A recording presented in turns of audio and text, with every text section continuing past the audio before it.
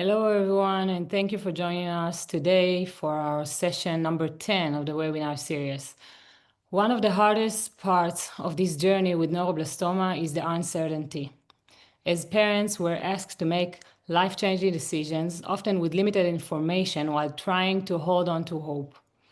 What gives us strength is knowing that there are brilliant, dedicated researchers and doctors working together across the world to create better options for our children. In Europe, doctors and researchers have been collaborating for many years through SIOPEN, building one of the strongest international networks in neuroblastoma, and working closely with other research groups around the world. Today, we have the privilege of hearing from one of those leaders, Dr. Lucas Moreno, president of SIOPEN. Many of you already know that SIOPEN is one of the largest international collaborations in neuroblastoma research. Their work has helped to define treatment approaches, build large-scale clinical trials, and bring new possibilities forward for families everywhere. Dr. Moreno will guide us through the SIOPEN approach and share updates on the clinical trial, helping us understand not only where we are today, but also where research is heading. For parents like us, who live between fear and hope every day, this knowledge is truly a lifeline. It is a great honor to welcome Dr. Moreno. Thank you for being with us. We look forward to learning from you. Thank you very much. Thank you for the very kind introduction. And it's a real pleasure to be here and sharing this time with you all. I hope that it's really informative, that you find the information useful, and I hope we can have a nice time with questions afterwards already, so that there's a bunch of them that I hope to address during the presentation. And here, well, I'll get started. I hope you can see the slides, and I'll get started with the summary of the SIOPEN activity, or the activity we do in SIOPEN. Here are my conflicts of interest, and I'll get started with the agenda. I'm telling you briefly about SIOPEN these days, and then we will cover a bit the treatment that we do for children with high-risk neuroblastoma, for children that have non-high-risk neuroblastoma. And I presume that the audience is familiar with that, but those that we call patients that have high-risk neuroblastoma, just to clarify, are those that have metastatic disease and are older than 1.5 years of age at the time of diagnosis, and those or that have MECAN amplification, and then those with non-high-risk disease are those patients that either have localized neuroblastoma without MECAN amplification, or they're very young when they're diagnosed. We will also talk about how we treat and the trial options that we have for relapsed neuroblastoma, and also a bit of the landscape of what are we doing in SIOPEN, but also internationally, to try to improve the current situation. So today, SIOPEN is, as Einat was mentioning, a group of more than 600 members from 27 active countries, from Europe, but also from Australia, New Zealand, Israel, Hong Kong, the different parts of the world. And we, a couple of years ago, we did a whole work on defining a new strategy, and change the structure of the organization based on people having key roles on the key groups and committees. And we work very closely with Maya Beck-Popovic, that is the past president, with the two vice presidents, Cormac Owens and Juliet Gray, and Carla Aguilera, that is our SIOPEN manager. And also we're very happy to have, for the past 3 years, to have an advocate committee that is very active, is present in many of the committees, and is present in the executive committee as one more part of the organization.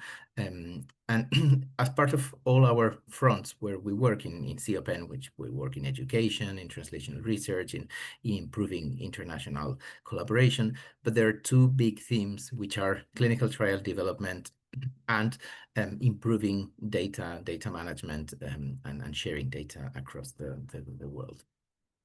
So I wanted to start by this introduction, because it is always the evaluating the situation where we are.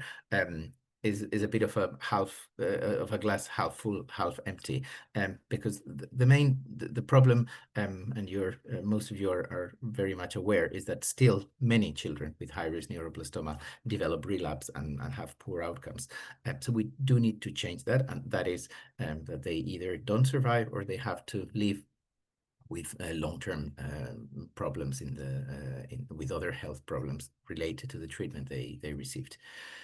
On the other hand, yes, we are very fortunate at this time because there are major advances in basic and translational research. We are seeing really promising advances in early phase clinical trials. We're seeing a lot of drugs, and here it's necessary to pause and understand that there are other areas of pediatric oncology that are equally orphan and where there have been no changes, no improvements, no new drugs, with promising drugs for decades, despite tons of trials and the fields of sarcoma, of some brain tumors.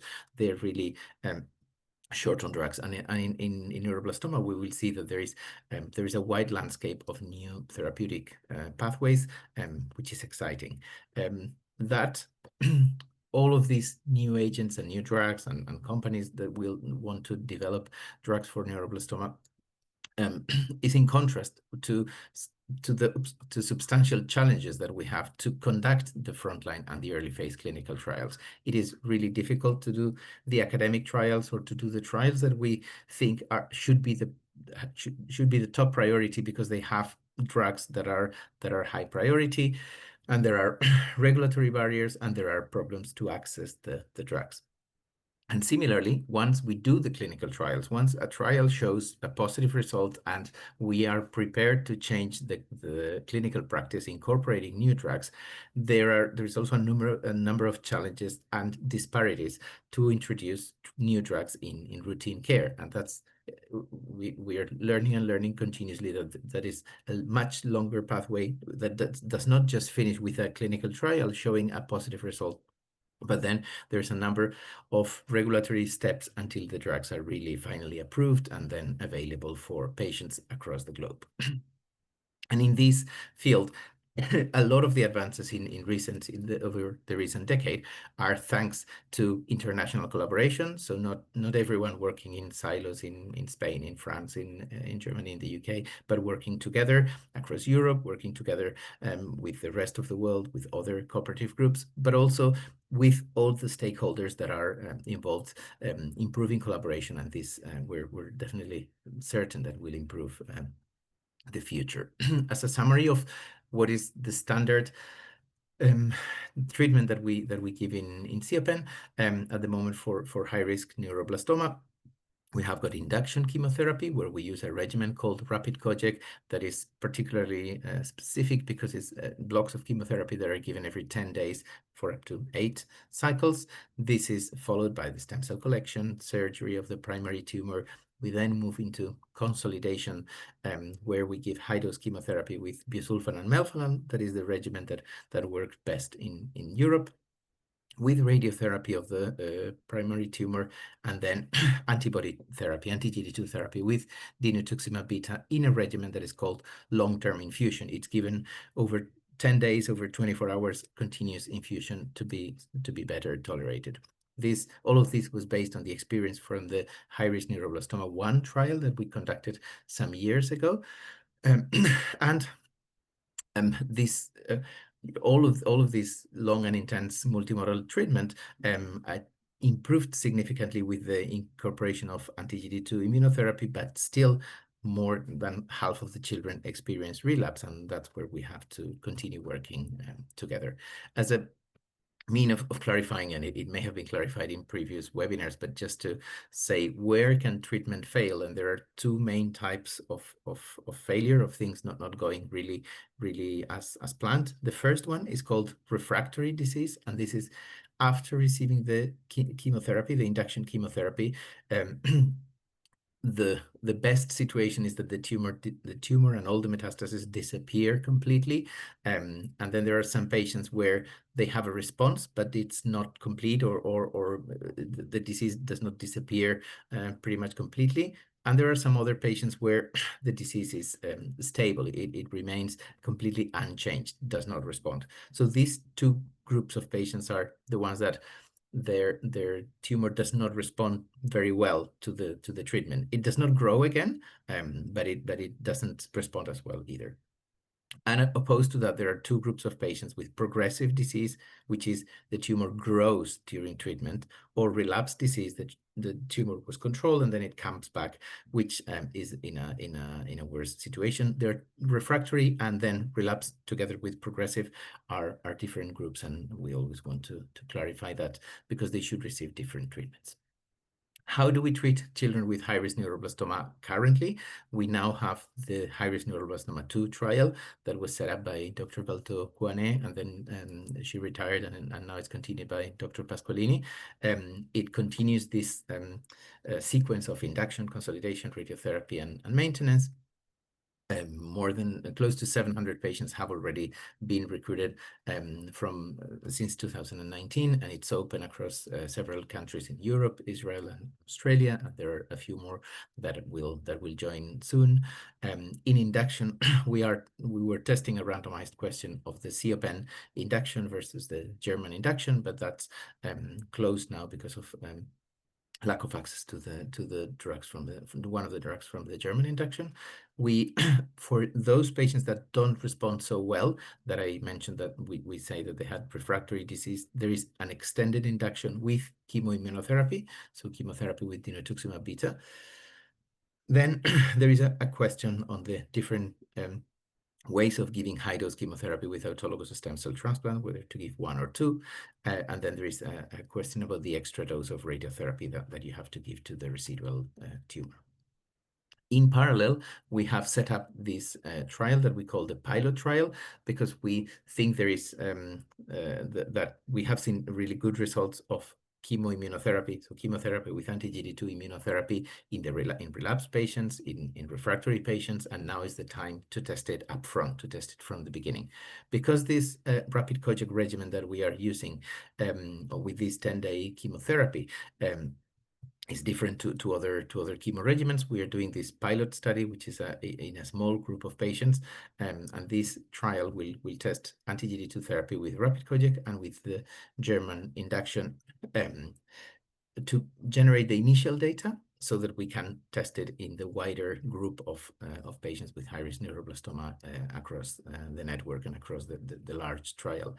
The trial is at the moment open in the Netherlands and Spain, and will open across Europe during this year, and there are already 3 patients recruited, so we look forward to hearing these results. But we're happy that we're finally able to test chemoimmunotherapy upfront for newly diagnosed patients. And then what's coming for high-risk neuroblastoma patients? We continue to work on the high-risk 2 trial, and we tend to do different questions in the same trial to try to be faster, because setting up trials in Europe with 26 countries in the European Union is difficult, with all to set up all the contracts with the regulation for the approval. So it's easier to do one trial and amend it and change it several times. So we are still working on these 3 points, which will hopefully very soon be the subject of an amendment, so that we incorporate these questions into the trial. The first one is to evaluate the role of ALK inhibitor therapy with lorlatinib for patients that have ALK genomic aberrations. At the moment, lorlatinib is only used at the time of relapse, and this will allow testing if it's worth including lorlatinib upfront, receiving lorlatinib from the time of diagnosis.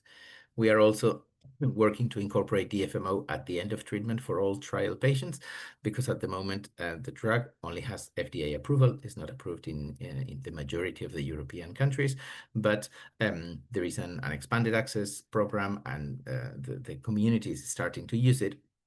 So we really think that we should facilitate access for all the trial patients, and at the same time generate the data within our European group to be sure that DFMO brings benefit and improves the results compared to what we had before. And we also want, as I mentioned, to do these pilot trials that will be completed rapidly, and then we evaluate whether chemoimmunotherapy benefits all the patients, or we should just keep it for those that don't respond so well. And then at the same time, we have started planning for the high-risk 3 trial, because even if the high-risk 2 trial still would take 3-4 years to be completed, because we know that these academic trials take so long to be started, we are already starting to think on the logistical and operational aspects, but also to see how it would look like. We want to work on defining a new international induction regimen that allows to bring in new drugs easily. We want to evaluate new ideas for consolidation, and then also implement improvements of the anti-GD2 that is used in the post-consolidation setting at the moment. So that work has already started. I wanted to give a brief mention of the low and intermediate risk neuroblastoma, the treatment for non-high risk neuroblastoma, because it's an important proportion of the patients. There are still unmet needs in this group. We recently completed the LINES trial, and that is LINES for low and intermediate risk neuroblastoma, led by Adela Cañete from La Fe, with more than 600 patients. And most of these results were presented at ANR recently. There are many subgroups of patients with low and intermediate risk neuroblastoma based on their different characteristics, and even up to 11 groups, different subgroups in this trial. I will not go in detail into those, but just wanted to share that the results of the trial mainly show that we can use the genomic profile, measuring the genomic characteristics of the tumors and also some clinical characteristics, and that allows us to adapt, to tailor the chemotherapy, the treatment that we have to these patients, so that the ones that don't need any chemotherapy at all can be treated just with surgery, or even without surgery, just with observation, whereas others that have some adverse features, they get more or a bit more of chemotherapy. This is still not intensive chemotherapy, but they get a bit more chemotherapy, and that allows controlling the disease with a minimum number of long-term side effects. There are, in the intermediate neuroblastoma group, intermediate risk group, there are still some groups with adverse genomic features, with some specific genomic aberrations that make them have more chances of relapse. So the situation is not as bad as patients with high risk, but there is still a need to improve treatment. And also ourselves and other colleagues in North America have tried to increase intensity of treatment, but that doesn't work either. So we really need to find innovative treatments, and these groups of patients are so small that we do need to do it in collaboration with colleagues from the rest of the world. And then we get to the field of relapse. And I think, as I was mentioning, that there are so many options that I can very much understand that when parents see themselves in this situation of having a child with relapsed neuroblastoma, in addition to all the concerns and challenges of facing the relapse, they're a bit lost with all this information, because there are as I mentioned, fortunately, so many options like chemoimmunotherapy, other different anti-GD2 antibodies. There are CAR-Ts, ALK, targeted therapies, haploidentical transplant, early phase clinical trials, MIBG therapy. There's so many different options that is difficult to see what is best at a given time point. And I think we will try to cover this first, to say that we try the way we treat patients with relapse is trying to follow the same order that we had in frontline patients. So there is a reinduction, there are consolidation treatments, and there are maintenance options that you give after consolidation. When a patient has their first relapse, we definitely would be very actively looking to do a new biopsy of the tumor and a molecular profile, because sometimes the new genomic aberrations, like new ALK mutations, can appear. We know this, and they could be treated, they could be treatable, and it's important to have access to a molecular profile. At the point of the first relapse, our current best recommendation would be to go into the Beacon-2 trial. This is only open in the UK, but hopefully will continue opening in the rest of Europe and other countries in the world. And then other treatments, or the most established treatment is chemoimmunotherapy, but other therapies like RIST or bevacizumab with chemotherapy or other targeted therapies can be considered. Then, when there is a response and when the disease has been stabilized, it is possible to consolidate this with either some patients may benefit from local control, from radiotherapy or surgery. There are novel options like CAR T cells, haploidentical transplant, radionuclides, MIBG therapy, like MIBG therapy and others. And then there are options for maintenance. Once we have responded and given something a more intensive treatment, there may be a role for other low intensity treatments to maintain the control of the disease. But how to go through all of this data? In SIOPEN, we conducted the beacon data again over 8 years, recruiting more than 200 patients with relapsed and refractory neuroblastoma. And with this, we identified 2 promising regimens. One is bevacizumab, irinotecan, temozolomide. That was a bit unexpected, but these combinations seem to have a synergy with positive results in responses and in progression-free survival, the time that the patients are until the tumor grows again. And also with chemoimmunotherapy that had been seen with other chemotherapy and other anti-GD2 antibodies. Well, we saw the same with dinutuximab beta, topotecan, and temozolomide, again, showing a benefit. And that made us start this Beacon-2 trial, which is aimed to be a platform trial. So it will not just test the arms that are at the moment, but it will be amended to include new arms. On the right, you have what we call tier 1, that is a randomization, is the big part of the trial where we are testing the 2 regimens that we know work better up till now, the chemoimmunotherapy and the bevacizumab chemotherapy. Half of the patients will get one, the other half will get the other, using a randomization, a computer system that assigns treatment to one or the other arm. But our idea would be to add other new arms that include newer combinations that show promise. And then we have tier 2, which is not for patients with the first relapse, but with other relapses, when the disease has come back more than once. And this is testing newer combinations where there is no data for this in neuroblastoma. So for example, at the moment, we are combining the two novel arms of Beacon. So dinutuximab with bevacizumab with the chemotherapy. And we are considering other arms that will be added. Any tier 2 arm that looks successful could be taken into tier 1.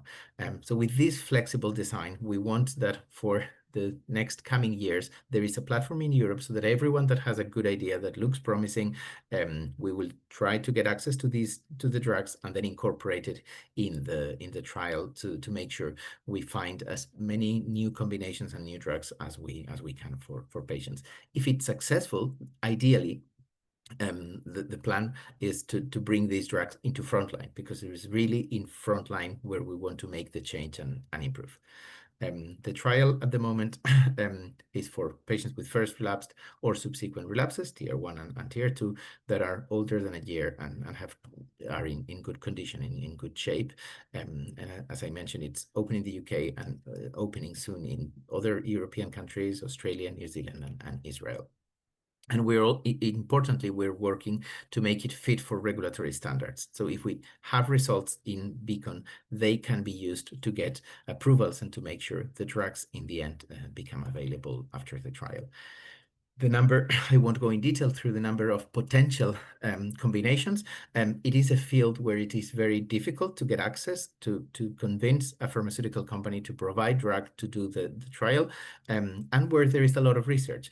And the research sometimes is successful, and then it goes forward to the next step and is unsuccessful. So we are after all these inhibitors, all these combinations of chemoimmunotherapy, and to see which of them we have agreement from a company, we have a supply of the drugs, and then we can include them into there is sufficient preclinical data, and then we will be taking them into the trial.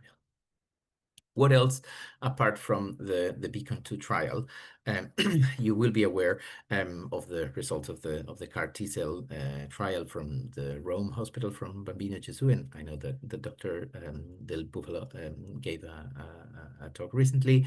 They have recently presented an extended data set. It does look really promising, and now we are working in SIOPEN with the Rome team to develop a phase 2 trial in the multi-center setting, not just in Rome, but will be happening in more centers across Europe, and in patients with a more homogeneous population of patients to definitely show proof that this is an agent that should be established for neuroblastoma.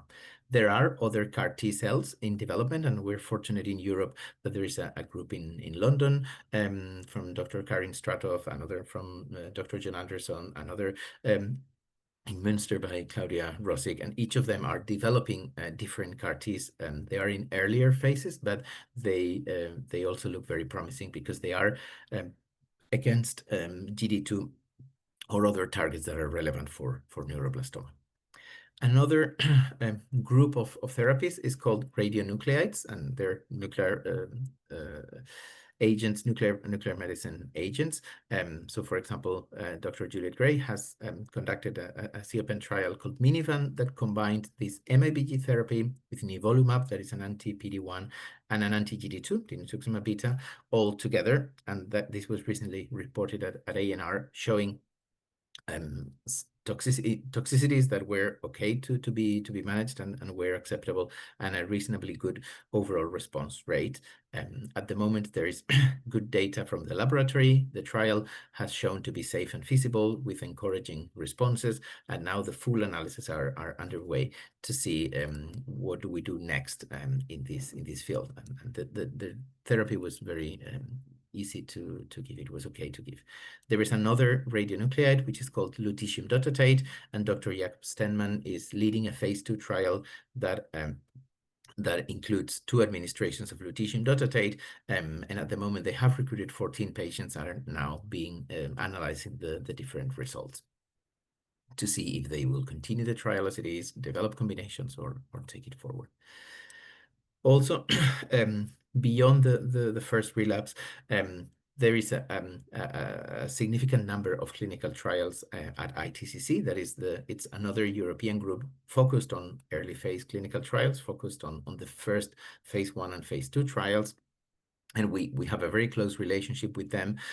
We work in the 2 groups, and we try to keep a list or an update on all the trials that are available. And also Doctors Rubio and Berlanga work on prioritizing them. So for a neuroblastoma patient, what trials are really high priority, or others that are it's okay if they're available, but not one should not travel for miles for one or the other. So I think we have to say that this list of trials changes continuously. So for a given patient, a specific question should be asked to the centers that have the trial, because they open and close continuously, and there are the recruitment, they last for a relatively short period of time. But we have to say that over time, we now have more trials. Many of them are more neuroblastoma driven. They are more in combination, so with more chances of working, and more in more advanced phases. So there is a positive evolution in that sense. There are trials directed against molecular targets, there are radionuclides, there are general targeted agents, and there are targets with including immunotherapy combinations.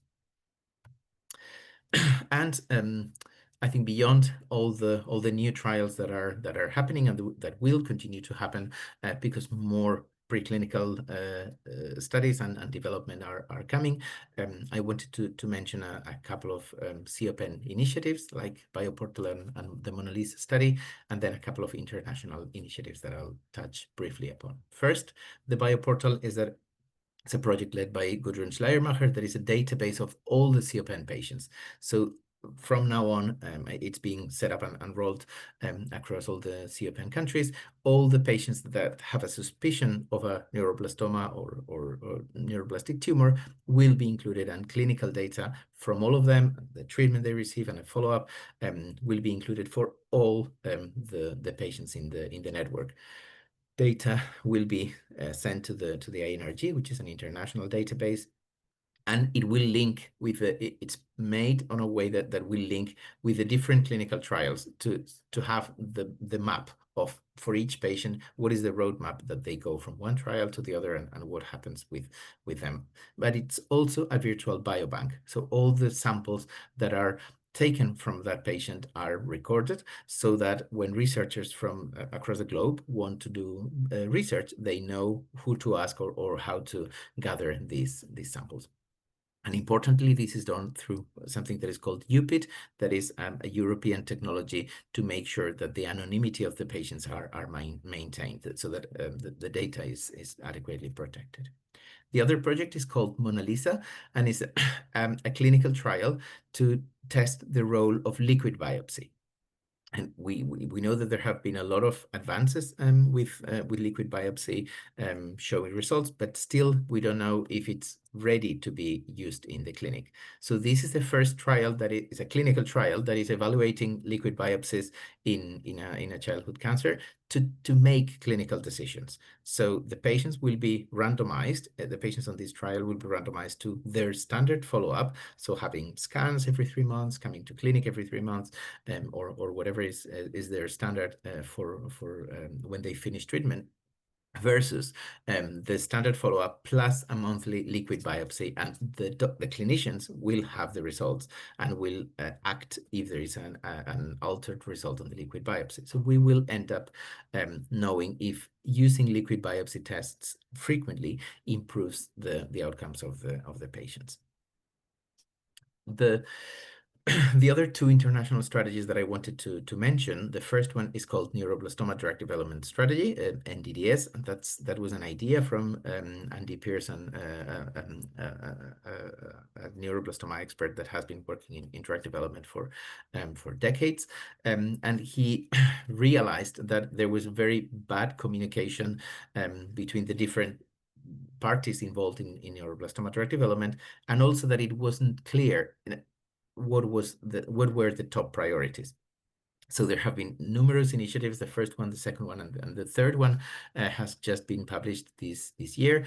And we the way we do this is we have a big meeting where clinicians, scientists, members from pharmaceutical companies, patient advocates, and regulators from the whole world sit together in over a couple of days and put priorities to the different targets or drugs or combinations, so that we really can tell the world these are the drugs that should go into clinical trials. And for example, in this last version, we talked about immunotherapy combinations. And for example, the most compelling data was on different combinations of immunotherapy with IL-15, with NK cells, with PD-1, PD-L1, CD47, with TIGIT, with others, and we follow if these combinations are happening in trials. So some of them are being taken forward in institutional studies in the US, some are by COG, some by the Nantes group, by SIOPEN, but it's just a way to be sure that we follow on the top priority drugs, and it's a dynamic process. For some targets and drugs, there's new data comes, and then that becomes a top priority, and we let everyone know, we let the companies, we let the regulators know if that is a high priority drug, so that hoping that everyone can help with that. And the final initiative to mention is Accelerate, is organized by Accelerate, a platform that includes representatives from pharmaceutical companies, from regulators, from clinicians, and patient advocates, that organizes pediatric strategy forums in areas of unmet need in pediatric cancer. And last year, the first forum on anti-GD2 therapies was held. We had realized that there is a lot of anti-GD2 therapies being developed. There is a number of anti-GD2 antibodies, monoclonal antibodies approved and being developed. There are other molecules called ADC, antibody-drug conjugates. There are BiTEs, bispecific antibodies. There are CAR-Ts. There's radionuclide. There's nuclear medicine compounds. So there's so many anti-GD2 therapies that these meetings serves to put order.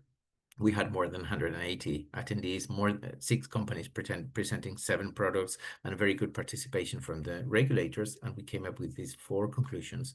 First, that there has to be an agreement on how to measure the expression of GD2, because for GD2 targeted therapies, one should be able to select the patients that have got adequate GD2 expression. If your tumor does not express GD2, it wouldn't make sense to give anti-GD2 therapies, at least the novel ones.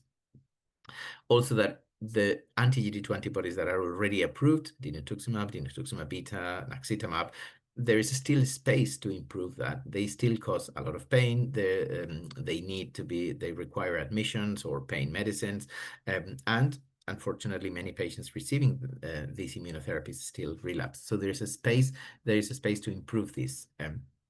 Finally, that we also need to continue improving chemoimmunotherapy combinations, ideally through a transatlantic collaboration. And then finally, we try to prioritize what is the best role for different agents. So ADCs, antibody-drug conjugates, should be given when the patients have a more bulky disease, more larger size. However, other agents like CAR-Ts or bispecific antibodies should be used to consolidate responses when the patients have low disease burden. And there was a high priority for GD2 CAR-T cells. So, and finally, I wanted to mention this manuscript where we have got together the leaders of the Children's Oncology Group, Neuroblastoma Committee, the leaders of SIOPEN, together with patient advocates, and this all started at a symposium organized by Solving Kids Cancer at the ANR meeting, the Advances in Neuroblastoma Research meeting in Amsterdam 2 years ago, where we analyzed the current challenges, and we thought that together we should think of what is the agenda for the future. We need to draw the roadmap for the next 10 years so that we all work to these points trying to improve. I won't go in detail through them, but many of them are just working together, improve the clinical trial designs to make sure that the new drugs are approved, facilitate and incentivize pharma to collaborate more and provide better drugs, to favor solving inequities in access to new drugs in low and middle income countries, to better understand financial hardship, how we manage the toxicities, different aspects of neuroblastoma research that should be taken care. And with this, I sort of wanted to close the talk, putting this emphasis on the international collaboration in working together, because this is what will help us drive the future. I'll summarize with the messages that I started with this half empty and half full situation.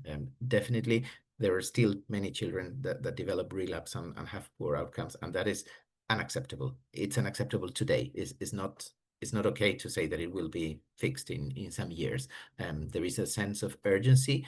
The academic community and the SIOPEN group and groups across the world understand this urgency and are really working, trying to solve it. But with these positive signals that we see from research, from early phase clinical trials, we're continue to work to make the trials faster and better, and as I said, working together. So with this, I'll very much thank Einet for all her work driving the Neuroblastoma Awareness Day, these webinars to improve and facilitate the life of patients and families, and also for helping ourselves in SIOPEN in different projects. So with this, I'll just touch on the next webinar, and we'll be happy to go through the questions and answers. Thank you very much for your attention.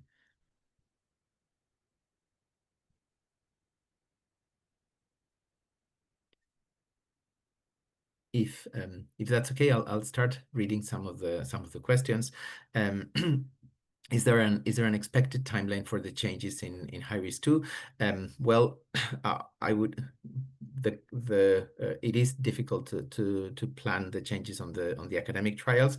At the moment, we are planning the next amendments for early next year, and that depends on companies agreeing on signing contracts on things that are they're difficult to understand or difficult to accept, but they're there. They're part of the academic research, and they have to happen.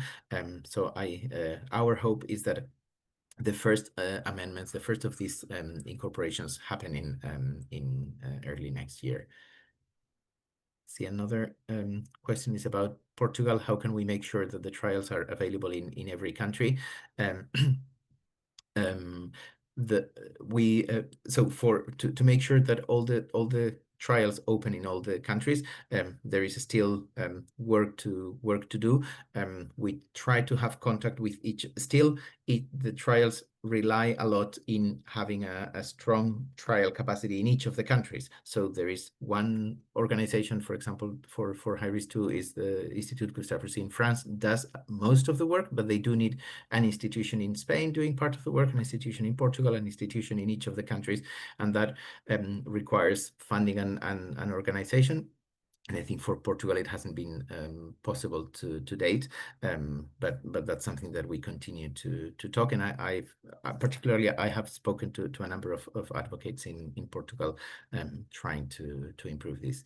We see that COG is working on trial with chemoimmunotherapy in induction and some avoiding stem cell transplant, and we see that SIOPEN is going on the opposite direction, testing 2 transplants. Are you considering these alternatives to reduce toxicity? Yes, the situation. Yes, we are considering these options. I think we have to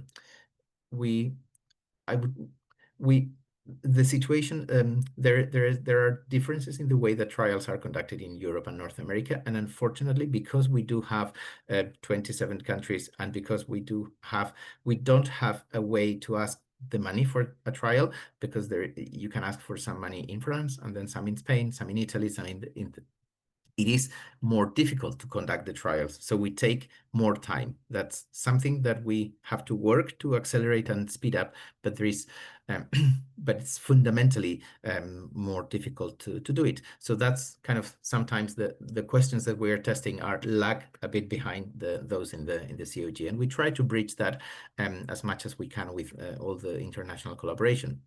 But the testing 1 versus 2 transplant is only as a result of North America showing that two transplants with their data is better, and ourselves really not wanting to go to 2 transplants, which is the current standard in North America, is trying to say, well, if we have to go for 2, that's because it's necessary, because the risks are smaller than the benefits. But there is definitely the same interest on testing whether really transplant is necessary is there, and it's something that we're thinking about how to do it in the next clinical trial. So the toxicities are important, and the experience of the toxicities are really important, and unfortunately, we don't want to compromise efficacy, but at the same time, we need to reduce the toxicities. And what is the position of SIOPEN regarding DFMO and the expanded access program? So we try to express as best as we could our position in the statement that we made public. SIOPEN is a network, but still the doctors from each of the hospitals have the capacity, the ability to prescribe or not prescribe, or provide it or not. We thought we all understand that the data that was generated for DFMO is not as good as it could have been, but it's good. So because it's acceptable, because it's reasonable, because it's sufficient to gain FDA approval, our position was to facilitate access to DFMO, and that's what we tried to express. We are working to have DFMO as part of the high risk 2 trial, so that these inequalities won't happen. I would hope that it is possible for patients to talk to their doctors or seek second opinions if needed, and that with time the access to DFMO will improve. At the moment, it's limited to a few countries in Europe. Another question is, why is the Beacon 2 only open in the UK? Well, the aim is to have it open in 16 countries, many European ones, and also Israel, Australia, and New Zealand.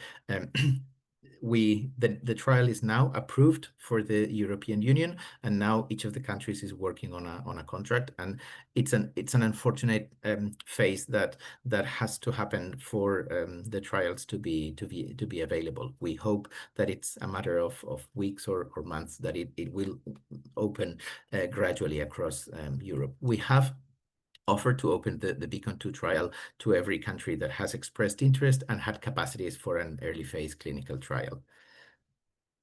There is another question about if there is preliminary data comparing 1 versus 2 transplant.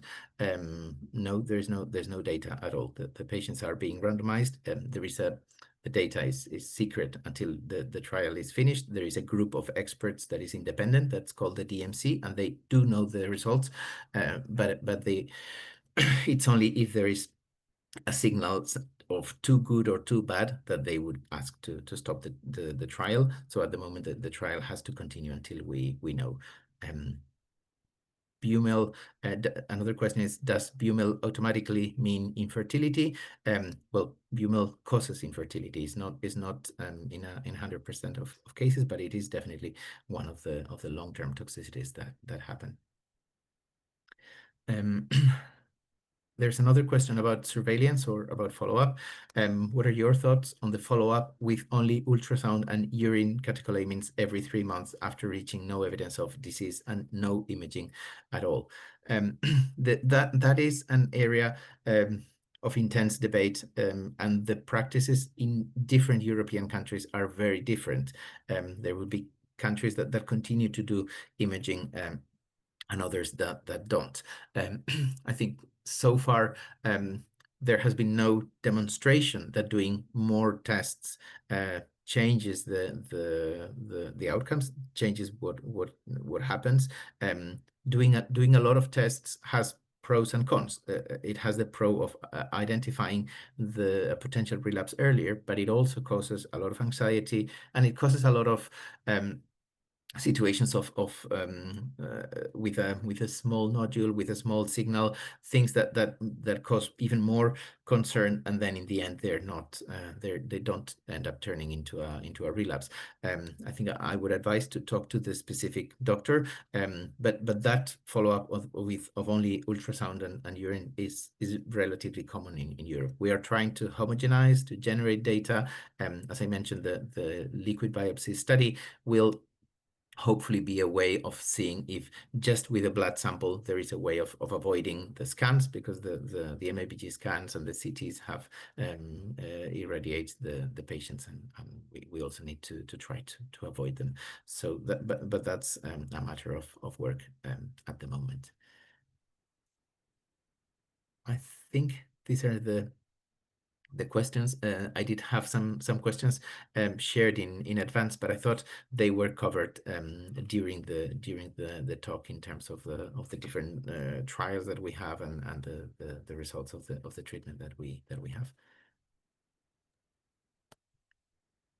Thank you so much, Dr. Moreno, for your time, for your clarity, and for all the hard work that you and SIOPEN are leading across Europe and beyond, as you mentioned.